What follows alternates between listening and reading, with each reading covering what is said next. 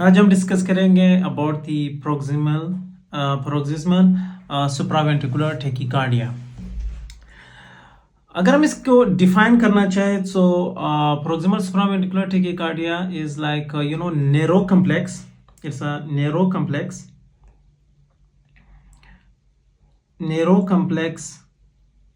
mean QRS complex, okay? Tachycardia, okay?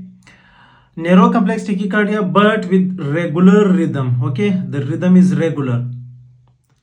And the third point is with absent or buried P waves, okay?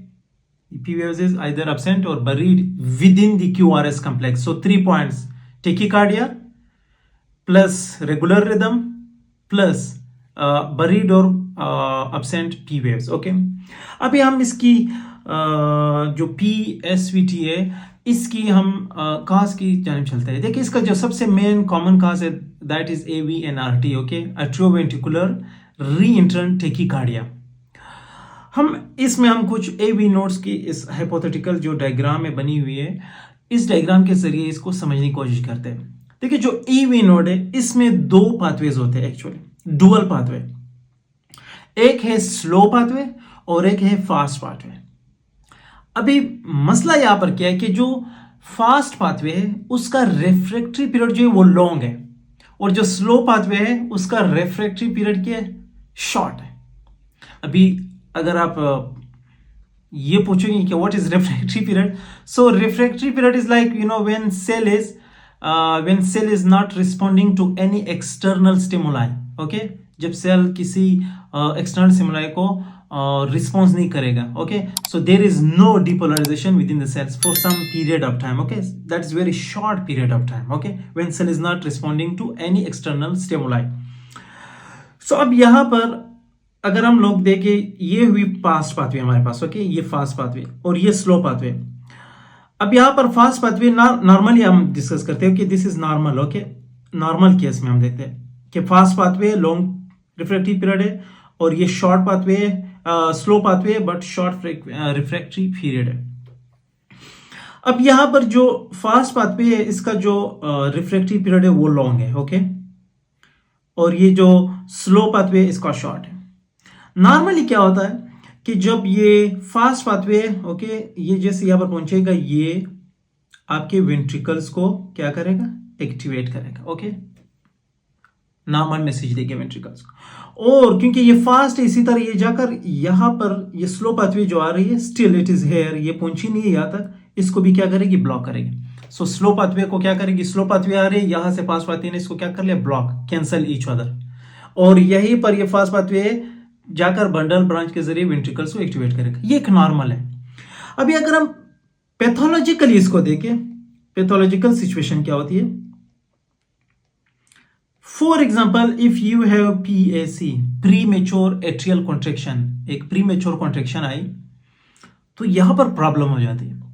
Problem ये होती है कि जो slow pathway उसका जो मैंने बताया कि उसका रिफ्रैक्टरी पीरियड जो है वो शॉर्ट है, लेकिन जो फास्ट पाथवे है उसका जो रिफ्रैक्टरी पीरियड है वो लॉन्ग है। तो जैसे PAC आएगी प्रीमेच्योर कॉन्ट्रैक्शन, वो जाएगी स्लो पाथवे की तरफ। लॉन्ग की तरफ क्यों नहीं जाएगी, क्योंकि जो लॉन्ग पाथवे है जिसका लॉन्ग रिफ्रैक्टरी पीरियड है और फास्ट पाथवे जो है, फास्ट पाथवे का सीन ये है कि उसका रिफ्रैक्टरी पीरियड लॉन्ग है, so it was that is still in refractory period, so वहां पर नहीं जाएगी क्योंकि वहां पर रिस्पॉन्स ही नहीं आएगा, वो रिफ्रैक्शन में होगी। लेकिन आपका जो स्लो पाथवे है उसका रिफ्रैक्शन क्या है, फास्टली वो खत्म हो गया, शॉर्ट है, खत्म हो गया। तो इसीलिए ये जो नया स्टिमुलस आएगा PAC का, ये जाएगा स्लो पाथवे की तरफ, क्योंकि इसका रिफ्रैक्शन जो है वो शॉर्ट है और खत्म हो चुकी है, ओके? रिफ्रैक्टरी पीरियड ये यही पर आ गया। अब यहां पर ये मैसेज आ रहा है ये जो प्रीमेच्योर एट्रियल कॉन्ट्रैक्शन है ये गई वेंट्रिकल्स, ओके, बंडल्स के पास, ओके? इसने वेंट्रिकल्स को नॉर्मल मैसेज दिया, ओके? और यहीं पर जैसे ये यहां तक पहुंचा, यहां पर लॉन्ग पाथवे का क्या है, जो फास्ट पाथवे है इसका रिफ्रैक्टरी पीरियड भी खत्म होगा। सो ये जाएगा लॉन्ग जो लॉन्ग रिफ्रैक्टरी पीरियड वाले पाथवे, फास्ट पाथवे को भी क्या करेगा, एक्टिव करेगा, ओके? फास्ट पाथवे को भी एक्टिव कर लिया, ओके? इसकी रिफ्रैक्शन यहाँ तक जब पहुंचेगी, यहाँ पर तो इसका रिफ्रैक्टिव पीरियड चल रहा था, इसी वजह से एक्टिव नहीं कर लिया, लेकिन यहाँ पर जैसे ये प्री मेच्योर कॉन्ट्रेक्शन पहुंची, यहाँ पर जो जो फास्ट पाथवे इसका रिफ्रैक्टिव पीरियड खत्म हो चुका, इसी वजह से इसको भी एक्टिवेट कर लिया। एक्टिवेट कर लिया, सो ये यहाँ पर गई वापस, यही जो प्री मेच्योर बीट है, ओके, यही बीट जो है आपका जाकर retrogradely, okay, retrogradely it will activate atria as well, and plus यही मैसेज यहाँ पर जो हमारे पास स्लो पाथवे है, इसका रिफ्रैक्टिव पीरियड खत्म हो चुका है, इसको भी एक्टिव करेगी।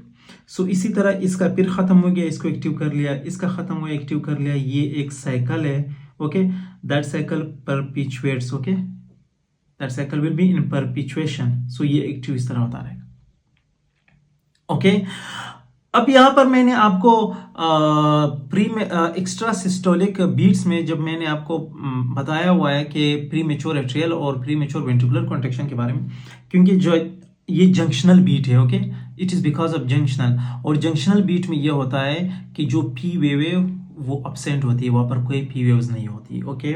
सो यहाँ पर जो है ये जो because of A V node, okay, यहाँ पर ए वी नोड की वजह से है, सो यहाँ पर पी वेव नहीं होगी, okay, that's all the you know the mechanism of this PSVT, okay.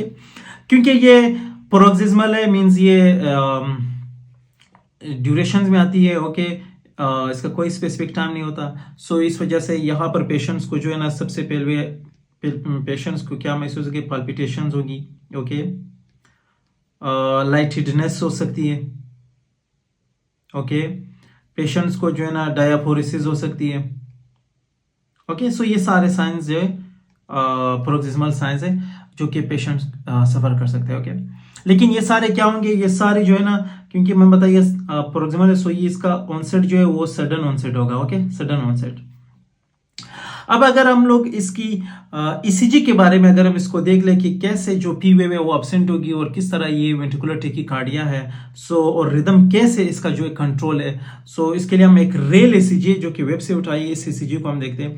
यहाँ पर आप लोग देख सकते हैं जो लीड 2 है, स्पेशली लीड 2, मतलब सब लीड्स में है, लेकिन अगर हम लोग लीड 2 में यहाँ पर अब देख ले तो यहाँ पर ये हुई आपकी QRS कॉम्प्लेक्सेस, आप देख सकते हैं कि ये इसका RR इंटरवल बहुत शॉर्ट है, तो यहाँ पर जो हार्ट रेट है that is round about 200, okay, that is 200 beats, okay. So heart rate is like round about 200, axis जो है वो नॉर्मल एक्सिस है, इसकी QRS कॉम्प्लेक्स भी नॉर्मल है, और सारे जो है ना QRS कॉम्प्लेक्सेस जो है वो बिल्कुल नेरो है, okay, narrow QRS complexes, okay.